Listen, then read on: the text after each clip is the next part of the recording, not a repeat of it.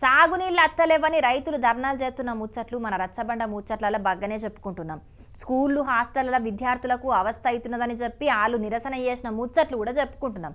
ఇక జీతాల కోసానికి కొంతమంది ఉద్యోగులు చేసిన ఆందోళనల గురించి సుతం చెప్పుకున్నాం. కానీ గిడో కాడ చేసిన నిరసన మాత్రం వేరే లెవెల్ ఉన్నదుల్లా. మరి వాళ్ళు ఎట్లా నిరసన చేసిండ్రో ఏందో మీరే చూడండి.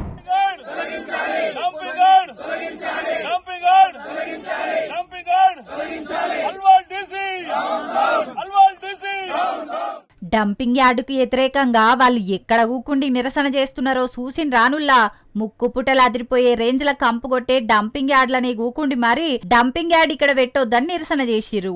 ఇక ఈ నిరసనకు మల్కాజ్గిరి ఎమ్మెల్యే మర్రి రాజశేఖర్ రెడ్డి సుతం మద్దతు వల్కి వాళ్లతో నట్టుగా ధర్నా చేసిండు. మరిగా అసలు ముచ్చటేందో ఆ సారే చెప్తున్నాడు. నుండ్రి ఈ యొక్క మచ్చబొలారం కంటోన్మెంట్ ఎమ్మెల్యే నియోజకవర్గ పరిధిలో ఉంటుండే.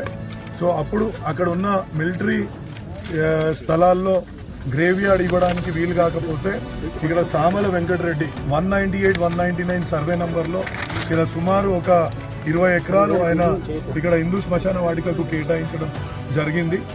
ఈ యొక్క స్థానంలో రామ్కి వాళ్ళు ఇక్కడ అక్రమంగా డంప్ చేస్తూ ఇక్కడ మెడికల్ వేస్ట్ని, కెమికల్ వేస్ట్ని ఇక్కడ తీసుకొచ్చి ప్రజల ఆరోగ్యంతో చెలగాటమాడుతున్నారు. దీనికి జిహెచ్ఎంసి అధికారులు మొత్తం సహకారం అందిస్తున్నారు. హిందువులకు సంబంధించిన శ్మశాన వాటికని కాపాడుకోవాల్సిన అవసరం కూడా ఇవాళ మన సర్కార్ చేతిలో ఉంది.